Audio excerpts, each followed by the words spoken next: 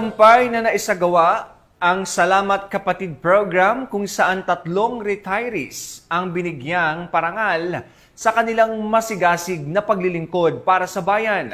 Ipinapakita ng programa ang pagpapahalaga ng pamahalaan, partikular ng Philippine National Police sa masigasig na serbisyo ng kanilang mga miyembro. Ang pagkikilala sa mga retiradong pulis ay nagbibigay inspirasyon sa kasalukuyan at mga susunod pang henerasyon ng mga lingkod ng bayan. Ang buong detalye ng balita mula kay Police Master Sergeant Mariz Micael. Police Captain Edward Mahago. 3 na retirees ang binigyang parangal sa Salamat Kapatid program ng EPD sa araw ng kanilang pagre-retiro. Ang nasabing programa ay pinasinayaan ni Police Colonel Leonard L. Luna, Deputy District Director for Administration ng EPD, kasama ang ibang command group, mga district staff at dinaluhan din ito ng mga pamilya ng mga nagretiro. Ang 3 na retirees na binigyang parangal ay mula sa Pasig at San Juan City Police Station.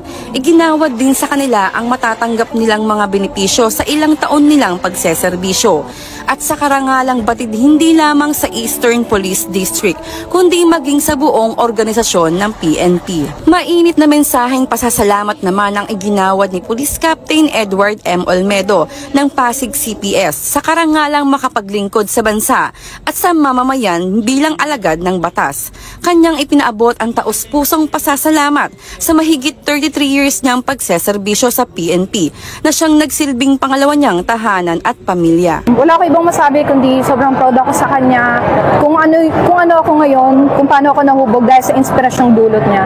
So para sa mga kagaya ko tsaka iba pang mga kapulisan natin, dapat siyang pamarisan dahil naitapos na po yung 34 years dito sa service ko ng maayos po. So nakaka-proud po. Kaya nga sa kanta, ang tatay kong pulis ay bayani sa puso ko. So congrats, Pilot.